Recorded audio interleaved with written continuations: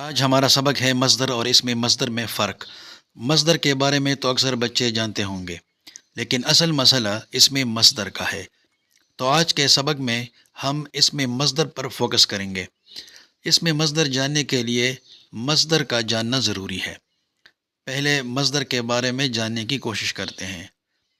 اس سے ہمیں اس میں مصدر سمجھنے میں مدد ملے گی۔ مصدر کے معنی ہے نکلنے کی جگہ۔ مصدر وہ لفظ ہے جو خود تو کسی لفظ سے نہیں بنتا، لیکن اس سے بہت سے نئے الفاظ اور فعل یعنی کام بنتے ہیں۔ اس کی پہچان کے لیے یہ 3 شرائط یاد رکھیں۔ پہلی شرط، مصدر کے آخر میں ہمیشہ نون الف نا آتا ہے، جیسے لکھنا، پڑھنا اور لڑنا۔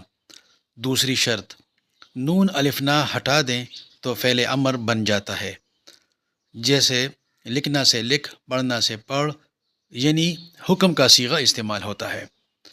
تیسری شرط، اس میں کوئی زمانہ نہیں پایا جاتا، یعنی پہلے حال، ماضی اور مستقبل سے اس کا کوئی تعلق نہیں ہے۔ اچھا، کچھ الفاظ ایسے بھی ہیں جن کے آخر میں نا تو آتا ہے، لیکن وہ مصدر نہیں ہے، جیسے چونا، کتنا، کھلونا، نانا، دانا۔ سوال یہ ہے کہ ہمیں کیسے پتہ چلے گا کہ نا کے باوجود یہ مصدر نہیں ہے؟ تو یہ بہت ہی آسان ہے۔ مصدر کی پہچان کے لیے میں نے جو 3 شرائط بتا دیے ہیں، یہ شرائط نا والے لفظ پر اپلائی کریں۔ اگر لفظ ان میں سے کسی ایک پر بھی پورا نہیں اترتا تو مصدر نہیں ہوگا۔ آئیے اپلائی کر کے دیکھ لیتے ہیں کہ کیا نتیجہ نکلتا ہے۔ چونا، پہلی شرط، آخر میں نا موجود ہے، ٹھیک ہو گیا۔ دوسری شرط، نا ہٹا دیتے ہیں تو بن گیا چو، فعل امر نہیں ہے بلکہ کوئی فعل نہیں ہے۔ کیا کہا تھا میں نے کہ ان شرائط میں ایک پر بھی پورا نہیں اترتا تو مصدر نہیں ہوگا، لہٰذا یہ مصدر نہیں ہے۔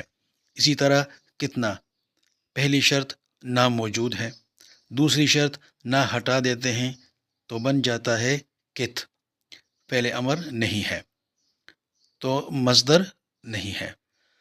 کھلونا، یہ بھی دوسری شرط کے مطابق نہ ہٹا دیں تو کھلو بن جاتا ہے، جو کہ فعل امر نہیں ہے بلکہ یہ ایک اسم ہے کھلونا۔ ایک لفظ ہے سونا، اگر یہ نیند والا سونا ہے تو مصدر ہے۔ دوسری شرط کے مطابق نہ ہٹا دیں تو سو یعنی فعل امر بن جاتا ہے۔ سونا اگر دھات والا ہے، جیسے سونا، چاندی، تانبا، تو نہ ہٹانے سے بن جائے گا سو، جو کہ فعل امر نہیں ہے بلکہ کوئی بھی فعل نہیں ہے، یہ ایک اسم ہے۔ اب آتے ہیں آج کے سبق کے سب سے دلچسپ مگر مشکل اور باریک حصے کی طرف، اور وہ ہے مصدر اور اس میں مصدر میں فرق۔ اگر آپ مجھ سے پوچھیں کہ لفظ لکھنا مصدر ہے یا اس میں مصدر، تو میرا جواب ہوگا کہ دونوں، یعنی مصدر بھی ہے اور اس میں مصدر بھی۔ یقیناً آپ جواب سن کر حیران ہو گئے ہوں گے کہ کیسے ایک لفظ بیک وقت مصدر اور اس میں مصدر کیسے ہو سکتا ہے۔ اگر میں کہوں کہ دونوں میں فرق ہے اور واضح فرق ہے تو آپ مزید حیران ہو سکتے ہیں۔ پھر آپ کے ذہن میں یہ سوال بھی آ سکتا ہے کہ اگر فرق ہے تو ہمیں کیسے پتہ چلے گا؟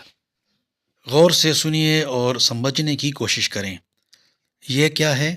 مصدر، اور یہ کیا ہے؟ اس میں مصدر۔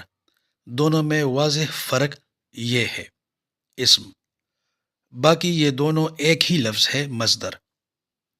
چونکہ میں پہلے بتا چکا ہوں کہ مصدر کے آخر میں نہ آتا ہے، نہ ہٹا دیں تو فعل امر بن جاتا ہے، زمانے سے اس کا کوئی تعلق نہیں ہے، اور جب یہ نہ والے الفاظ لکھنا، پڑھنا، لڑنا کسی کام کے کرنے یا ہونے کو ظاہر کرے، یا کام کی نیت یا ارادے کو ظاہر کرے، کام یا عمل کی نشاندہی کرے تو مصدر کہلاتا ہے۔ اور یہی الفاظ لکھنا، پڑھنا، لڑنا کام کو ظاہر نہ کرے بلکہ کام کا صرف نام ہو یعنی اسم ہو تو اس میں مصدر کہلاتا ہے۔ نوٹ کر لیں، خلاصہ یہ ہے کہ مصدر میں کوئی کام کرنے کا پہلو ہوتا ہے، جبکہ اس میں مصدر میں وہی کام بطور اسم استعمال ہوتا ہے۔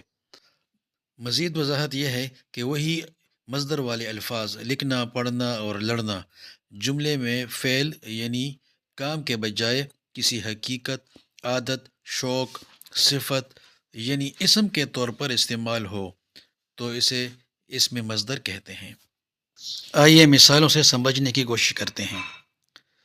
میں علامہ اقبال پر مضمون لکھنا چاہتا ہوں۔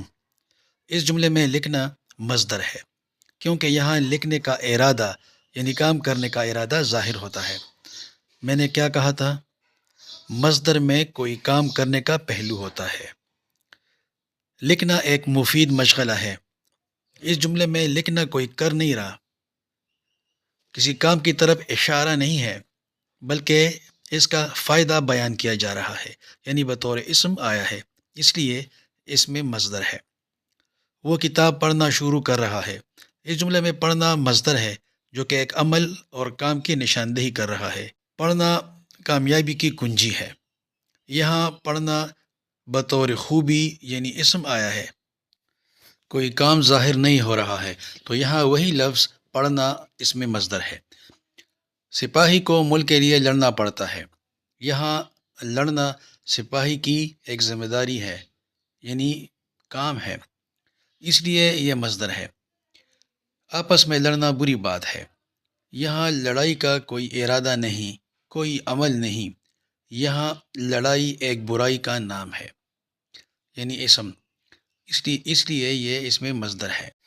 وہ اپنا کمرہ سجانا چاہتی ہے۔ اس جملے میں کام کا ارادہ ہے، اس لیے یہاں سجانا مصدر ہے۔ کمرہ سجانا اچھی عادت ہے۔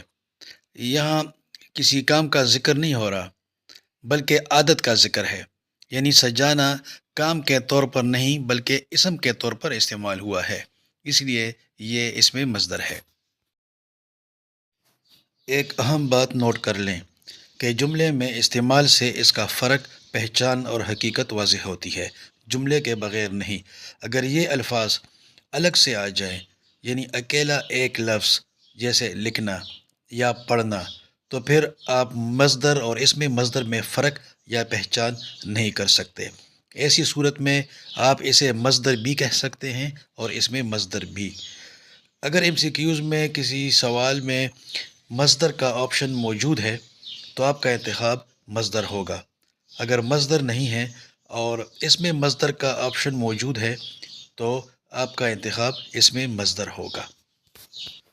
امید کرتا ہوں کہ مصدر اور اس میں مصدر کا فرق اب واضح ہو گیا ہوگا۔ پھر بھی اگر کوئی کمی رہ گئی ہے، کوئی سوال ہے تو کمنٹ میں پوچھ سکتے ہیں۔